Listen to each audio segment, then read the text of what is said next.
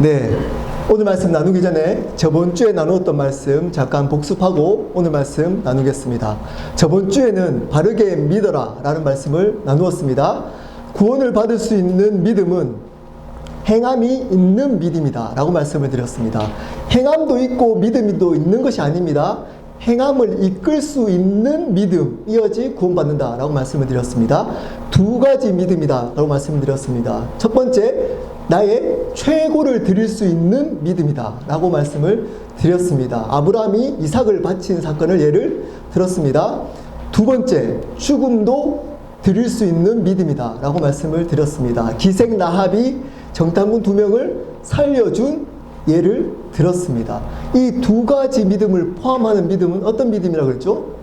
예수님으로 주인이 바뀐 믿음이다 라고 말씀을 드렸습니다. 그때만 나의 것이 아니기 때문에 나의 최고를 드릴 수 있고 나의 생명도 내 것이 아니기 때문에 생명도 드릴 수 있다. 이 믿음으로 구원 받는 거다 라고 말씀을 드렸습니다. 자, 오늘은 말 조심하라 라는 제목으로 말씀 나누겠습니다.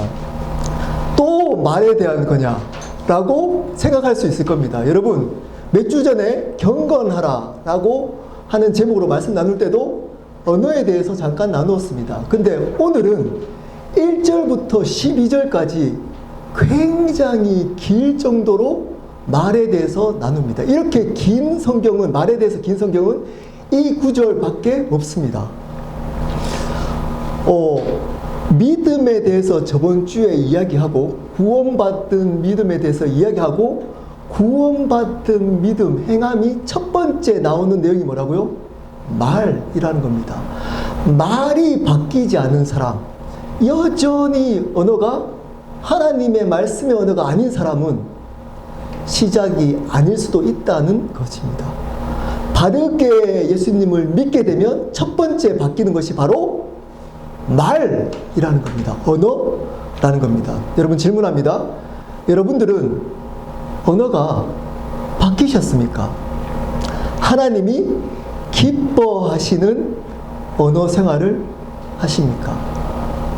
하나님은 말로써 모든 만물을 창조하셨습니다. 말에는 첫 번째 창조의 능력이 있다는 겁니다. 하나님께서 말로 창조의 역사를 이루고자 했다는 겁니다. 근데 사단이 말로 하와를 유혹합니다. 말로 하나님과 단절시켜서 우리의 생명을 죽여버렸습니다. 하나님과 영원히 죽은 인간이 서로 말함으로 뭘 쌓죠? 바벨탑을 쌓기 시작합니다. 하나님께서 그래서 뭘 흩으시죠? 말을, 언어를 흩어지십니다. 그래서 제가 영어를 못하는 겁니다. 그때 안 흩었으면 영어를 잘할 수 있는데 그때 흩으셔가지고 지금 제가 영어를 잘 못하고 있는 겁니다. 여러분, 하나님은 말로써 창조의 역사를 이루는데 사단과 사단에 사로잡힌 인간은 말로 죽임, 사망의 역사를 이루어가고 있는 겁니다. 그렇다면 왜 우리의 언어가 바뀌어야 될지를 두 가지로 오늘 말씀을 나누도록 하겠습니다. 첫 번째입니다. 우리는 왜 말을 조심해야 할까요? 첫 번째입니다. 우리 관로에 무엇을 주기 때문입니다 라고 나와 있습니다. 뭘까요? 삶에 가장 큰 영향을 주기 때문입니다. 삶에 가장 큰 영향을 주기 때문입니다. 말이 삶에 가장 큰 영향을 준답니다. 1절부터 8절까지 말씀입니다. 말은 삶에 가장 큰 영향을 끼칩니다. 그 예를 1절부터 8절까지 세 가지를 들고 설명을 하고 있습니다. 우리 1절부터 천천히 한번 볼까요? 1절. 내 형제들아, 너희는 선생된 우리가 더 큰 심판을 받을 줄 알고 선생이 많이 되지 말라. 그때 당시에 말씀을 전하는 선생의 역할은 굉장히 중요했습니다. 그리스도인을 핍박했던 율법학자들이나 가짜 복음을 전하는 거짓 선생들이 많았기 때문에 바르게 말씀을 전하는 선생님은 존경받았기 때문입니다. 그래서 사명감 때문이 아니라 그 존경 때문에 선생이 되고자 하는 사람들이 많았던 것 같습니다. 지금도 마찬가지일 수 있습니다. 목사가 말로 여러분들을 섬기잖아요. 목사를 사명으로 하지 않고 존경과 직업적으로 할 수도 있다는 겁니다. 그렇게 하지 말라는 겁니다. 더 큰 심판이 있을 거라는 겁니다. 어쩌면 저희 같은 목사에게 하는 말씀일 수 있습니다. 2절입니다. 우리가 다 실수가 많으니 만일 말에 실수가 없는 자라면 곧 온전한 사람이라 능히 온몸도 굴레 씌우리라. 실수가 많다의 뜻은 원어적으로 다양하다는 뜻입니다. 실수는 죄를 의미합니다. 죄가 여러 가지 다양하게 짓는답니다. 모든 사람들은. 근데 만일 말의 실수, 말로 죄를 짓지 않으면 그 사람은 온전한 성숙한 사람이라는 겁니다. 그 말로 굴레는 뒤에 제갈과 같습니다. 동물의 소나 말의 얼굴에 씌워가지고 기수나 주인이 마음대로 끌고 다니기 쉽도록 얼굴에 씌우는 것입니다. 코에 끼우는 것입니다. 그게 굴레입니다. 말을 잘하는 사람은 그 말로써 그 인생을 이끌어가게 된다는 겁니다. 자, 3절부터 좀 자세히 보도록 하겠습니다. 이제 예를 나옵니다. 첫 번째 예입니다. 우리가 말들의 입에 재갈을 물리는 것은 우리에게 순종하게 하려고 그 온몸을 제어하는 것이라. 앞에 굴레와 같은 말입니다. 재갈은. 여러분, 말에 재갈 봤죠? 입에 씌워가지고 기수가 손을 잡고 그 끈을 연결되어 있는 코에 끼우는 것을, 입에 끼우는 것을 의미합니다. 야생마에게는 이 굴레, 재갈이 없습니다. 다뤄진 말일 때만 있는 겁니다. 이 말에 재갈을 씌우는 것을 통해서 우리의 언어가 어떻다는 거죠? 인생을 이끌어가게 된다고 이야기를 합니다. 그 우리의 언어를 통해서 인생이 좌지우지 될 수 있다는 겁니다. 우리의 말을 통해서 인생이 이끌어갈 정도로 그 언어는 중요하다고 이야기를 하고 있습니다. 두 번째입니다. 4절입니다. 또 배를 보라. 그렇게 크고 광풍에 밀려가는 것들을 지극히 작은 키로서 사공의 뜻대로 운행하느니. 여러분, 두 번째입니다. 두 번째와 첫 번째가 다른 점을 여러분 발견했습니까? 사공이 운전대로 큰 배를, 조그만 운전대로 큰 배를 이끌어 간답니다. 여러분, 조종사가 이렇게 돌리면서 운전하는 거 있죠? 그걸로 배를 이끌어 간답니다. 근데 앞에 내용이 나옵니다. 그렇게 크고 광풍에 밀려가는 배입니다. 그냥 배가 아니라 크고 광풍에 밀려가는 배를 키로써 그 고난, 어려움을 극복하게 한다는 겁니다. 첫 번째 다릅니다. 첫 번째는 그 말로 이끌어가는 거지만 인생을, 두 번째는 고난을 벗어나는 것을 의미합니다. 말이 고난을 벗어나게 한답니다. 여러분, 이 말씀을 들으면 우리의 말이 고난을 벗어나는가? 라고 의문을 가질 수 있습니다. 여러분, 잘 따라와 보십시오. 잘 생각해 보십시오. 여러분이 고난을 받게 되면 뭐부터 불평이 나오죠? 입에서부터 불평이 나옵니다. 불평하는 말들이 나오기 시작합니다. 그러면 어떤 일이 있느냐? 그 말대로 되어진다는 겁니다. 왜냐하면 말에는 권세가 있기 때문입니다. 제가 적어놓지 않았지만 민수기 14장 28절에 보면 이스라엘 백성이 불평을 합니다. 그 불평을 들은 하나님이 너가 말한 대로 내가 이루겠다 라고 말씀하는 것이 나옵니다.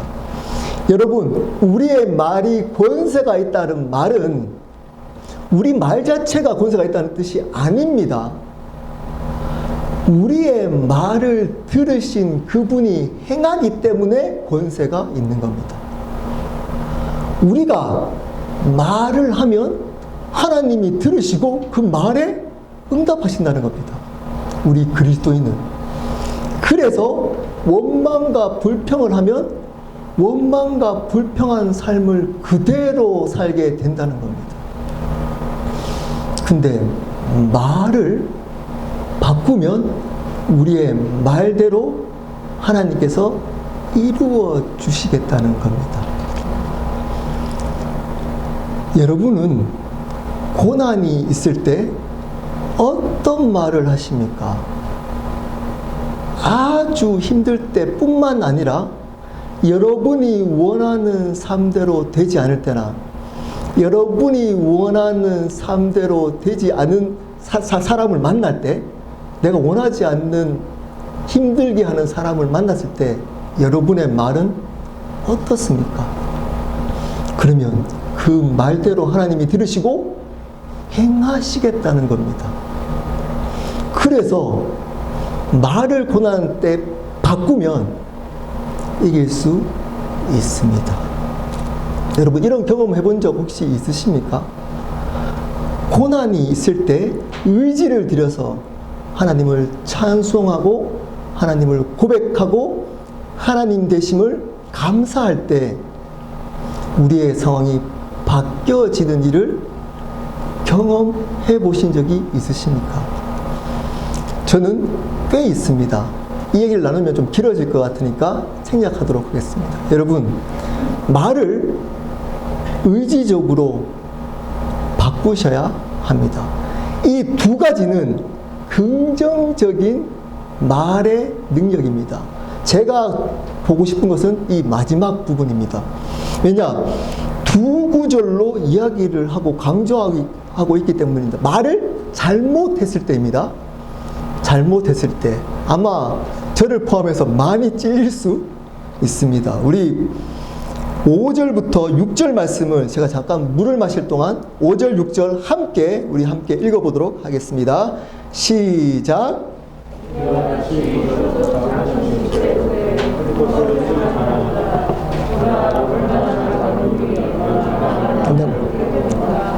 혀는 곧 불이요 불의의 세계라.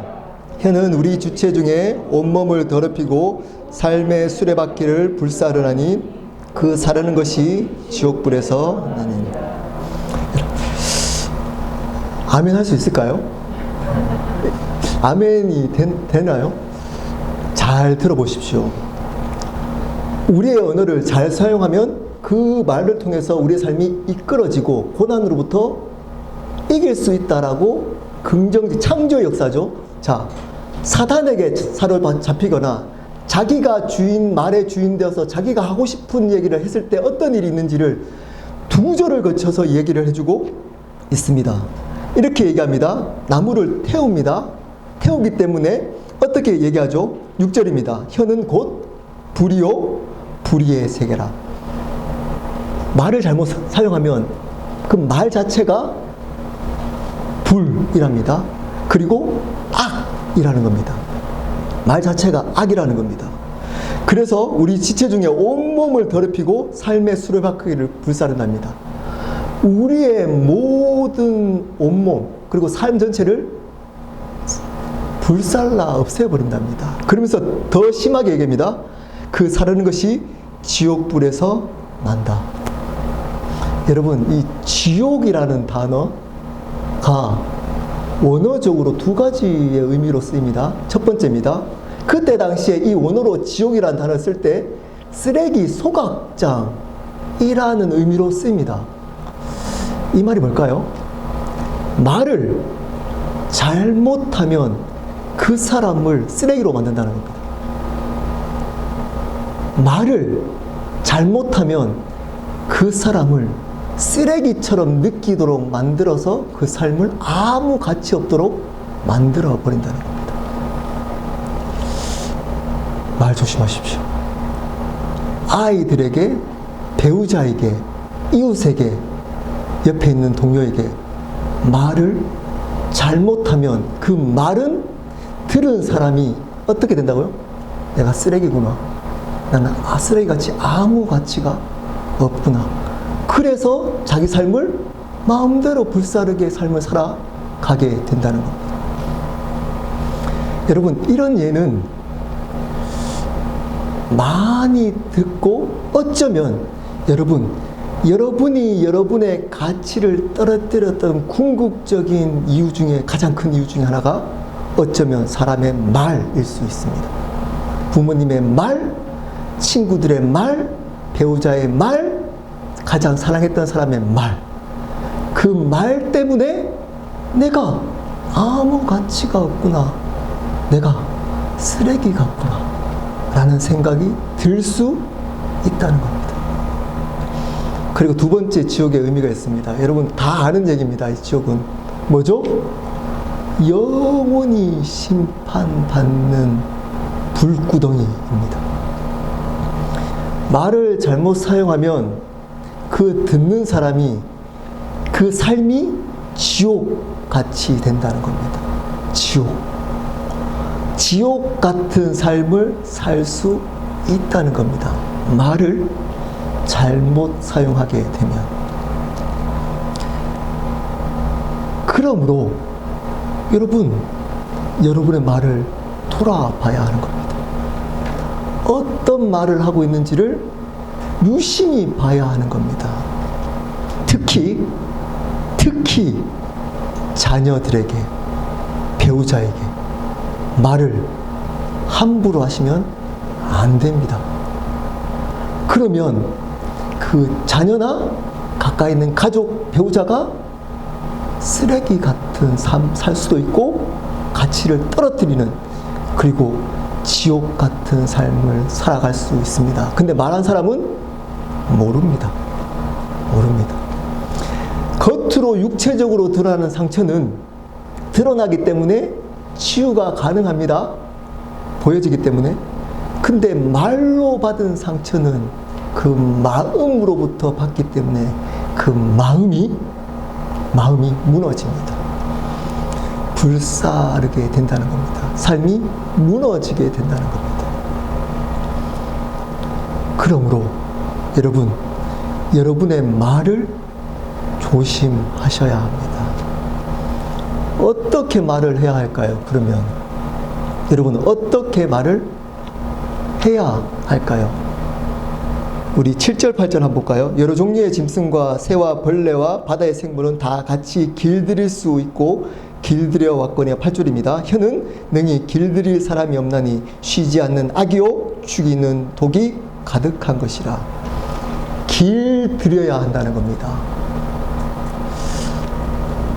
모든 여러분이 하고 있는 일, 여러분이 전공을 통해서 하고 있는 그 일들은 잘 길들이고, 차도 길들이고, 동물도 길들이고, 여러분이 주위의 배경에 있는, 여러분 주위에 있는 모든 것들은, 보이는 것들은 다 길들인답니다. 근데 그 사람이 말은 못 길들이고 있답니다. 다른 것들은 쉽게 얘기하면 이겁니다. 다른 능력들은 다 있는데, 다 칭찬받고 잘하는데, 말은 잘 못하고 변하지 않는다는 겁니다. 그러면 어떻게 된다고요? 중요한 단어가 있습니다. 8절입니다. 쉬지 않는 악이요. 계속 반복적으로 악한 일들이 일어난다는 겁니다. 그 삶 속에 쉬지 않고 말을 못 길들이면 계속 악한 것들이 그 삶 속에 일어나고, 그리고 죽이는 독, 그 안에 독을 계속 품고 있답니다. 악을 내고 죽이는 일이 반복된답니다. 보이지 않기 때문에 괜찮다고 생각합니다. 근데 길들여야 합니다. 우리의 말을 길들여야 합니다. 조심하고 조심해야 합니다. 그렇지 않으면 계속적으로 여러분 삶 속에 악한 일들이 일어나고 죽이고 아파하는 일들이 일어난다는 겁니다. 그것이 말로부터 시작된다는 겁니다. 이 말이 인생에서 가장 중요한 역할을 한다는 겁니다. 그러므로 여러분, 말을 길들여서 조심하십시오. 차라리 말을 함부로 할 것 같으면 침묵하는 것이 훨씬 낫습니다. 삐치는 것이 낫습니다. 삐치는 것이 낫습니다. 네, 제 얘기입니다. 네. 제가 말을 잘 못했던 사람입니다. 제 얘기 좀 하겠습니다. 잠깐. 저는 어머니가 알코올 중독자이셨고 아버지가 장애인이셔가지고 어른분들하고 부모님하고 대화를 해본 적이 없습니다. 근데 착했습니다. 말을 잘 들었어요. 제가 말을 잘 들었어요. 순종적이었어요. 근데 제가 대화를 해본 적이 없어서 말을 잘 못했습니다. 그러다가 상처를 받으니까 더 말을 못하더라고요. 근데 말이 없으니까 저는 말을 잘하는 착한 사람인 줄 알았습니다. 근데 결혼을 딱 하니까 제 말에 독이 있다는 것을 알게 되었습니다. 말을 엄청 못되게 하더라고요. 말로 제 아내를 죽이는 말들을 하기 시작하더라고요. 가까이 있는 사람에게 더 말을 잘해야 되는데 제 말을 통해서 가까이 있는 사람을 죽이는 일들이 일어나기 시작하더라고요. 잘 바뀔까요? 바뀌지 않습니다. 바뀌지 않더라고요. 계속 이렇게 말하면 안 되는데 머릿속에는 그런데 말은 이미 하고 있습니다.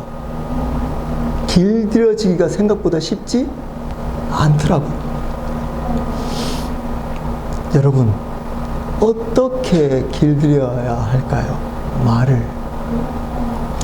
여전히 저는 말을 잘 못 길들여서 말을 하고 싶을 때는 나쁘게 얘기하면 삐칩니다. 말을 이까지 하고 싶은데 하면 또 분명히 독설이죠. 독한 말이 나오기 때문에 분명히 평강이나 아내에게 상처를 주는 말을 하기 때문에 침묵하고 올라가는 수준밖에 되지 않습니다. 제 수준이. 거기서 한 템포 쉬었다가 부드럽게 나오는 말은 제가 아직 못합니다. 가까이 있는 분들한테. 길들이고 있습니다. 근데 조금씩 나아지는 것 같습니다. 왜냐하면 하나님의 말씀이 들어가기 시작했기 때문입니다. 여러분, 말이 바뀌려면 그 말 대신 하나님의 말씀이 들어와야 됩니다. 하나님이 말씀이 들어오면 그 말씀으로 말을 하기 시작합니다. 그 말씀을 묵상하고 그 말씀을 나누면 어느 순간 내 말이 사라지기 시작합니다. 그 말을, 인간의 말을 하나님의 말씀으로 바꿀 때만 혀를 길들일 수 있습니다. 다른 말로 주인이 바뀌는 겁니다. 내가 주인이 되지 않는 겁니다. 말의 주인이 하나님이 되는 겁니다. 두 번째, 왜 조심해야 되는지 나옵니다. 두 번째, 무엇이기 때문입니다. 참된 신앙의 열매이기 때문입니다.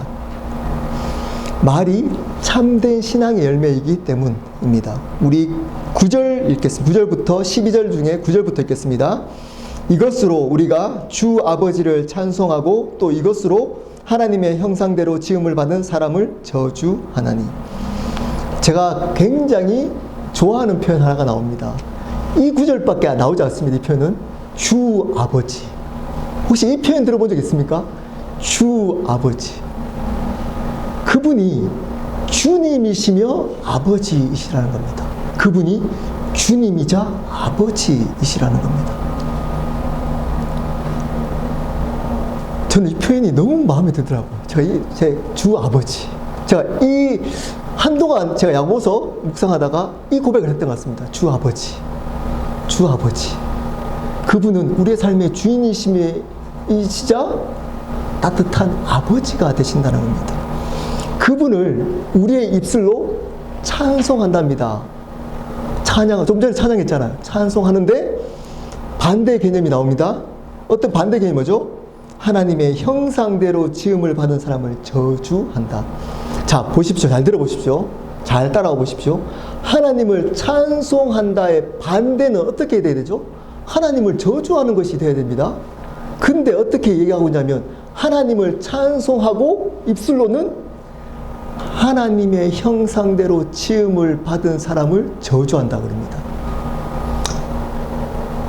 말은 잘못하면 하나님을 저주하는 겁니다. 사람에게 말을 함부로 한다는 거는. 여러분, 하나님을 여러분 찬송했잖아요? 받으시잖아요. 그걸 기쁘게. 그러면 여러분 삶 속에서 하나님을 찬양하는 방법이 있습니다. 관계 속에서. 어떤 걸까요? 사람에게 따뜻한 말을 하는 겁니다. 하나님의 말씀을 나누는 겁니다. 격려의 말, 세우는 말을 하는 겁니다. 그것이 하나님을 찬송하는 것이라고 하나님은 인정합니다. 왜냐? 하나님의 형상대로 지음을 받았기 때문입니다. 그래서 만약에 말을 사람에게 함부로 하면 하나님은 그것을 하나님께 한 것으로 대한다는 겁니다. 여러분, 주일날 또는 교회에서 아무리 하나님께 영광 돌려도 옆에 있는 사람에게 말을 함부로 해버리면 그 영광 돌리는 것이 무너진다는 겁니다. 아무 소용이 없을 수 있다는 겁니다. 왜냐? 매일 삶 속에 하나님을 저주하고 있습니다. 저주. 사람을 저주하고 사람을 원망하고 미워하는 그 말은 하나님이 들으시고 나를 저주하고 나를 원망한다 라고 인정한다는 겁니다. 왜냐? 그 사람이 하나님의 형상대로 지었기 때문입니다. 말은 우리의 신앙의 고백, 열매가 됩니다. 여러분, 우리는 하나님께 영광 돌리는 것이 이 땅의 가장 중요한 일입니다. 삶입니다. 하나님께 영광을 어떻게 돌리나요? 여러분의 삶의 열매를 가지고 하나님께 드리는 겁니다. 그 삶의 열매의 첫 번째, 가장 중요한 게 뭐라고요? 바로 말이라는 겁니다.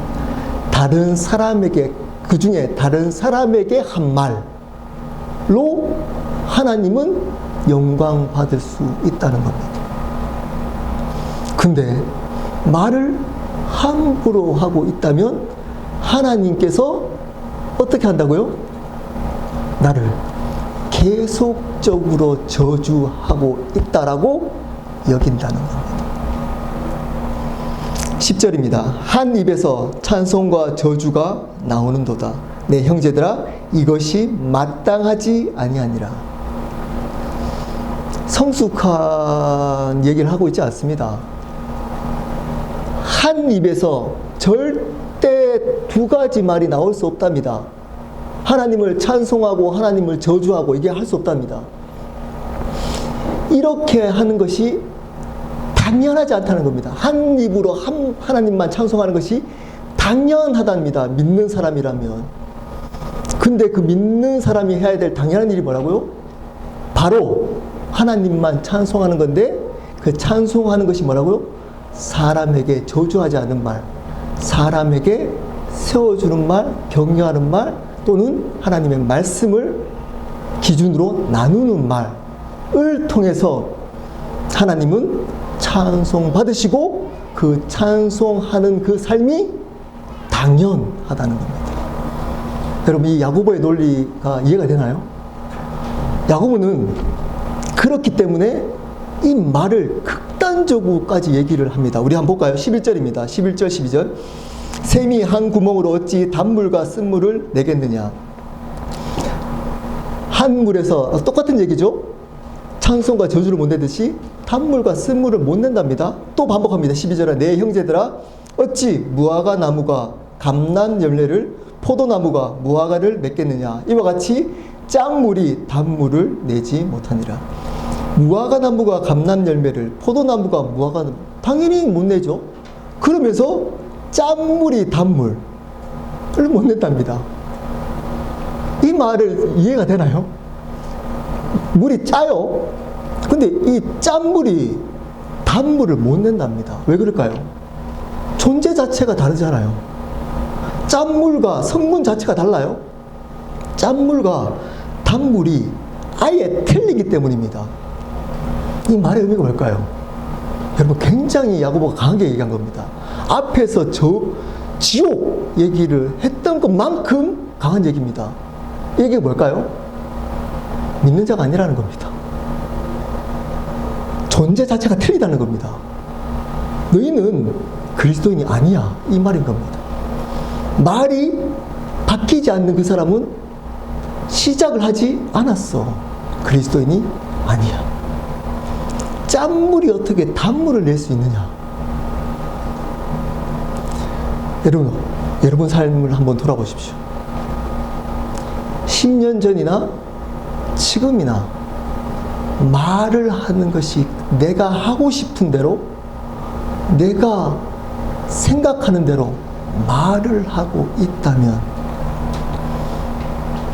어쩌면 사단의 통로, 즉 하나님의 통로가 아닌 믿지 않는 사람일 수 있다는 겁니다. 굉장히 강력하게 얘기를 한 겁니다. 야고보는 구원까지 이야기를 하고 있습니다. 이야기를.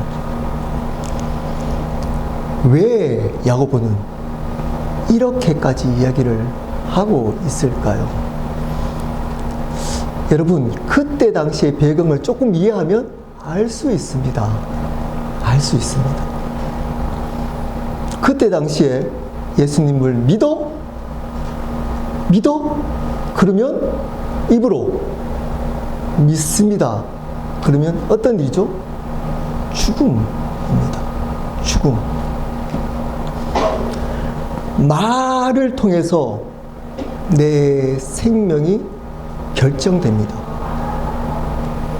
그와 같이 우리의 어쩌면 영적인 생명조차도 죽음이 결정된다는 말은 어떤 의미가 있을까요? 나는 이 육체에 속한 사람이 아니고 나는 영원한 생명에 속한 사람이라는 것을, 그 고백, 저는 믿습니다. 저는 예수님을 주님으로 믿습니다. 를 통해서 결정하는 겁니다. 그와 같이 우리의 고백을 사람에게도 생명을 들여서 해야 한다는 겁니다.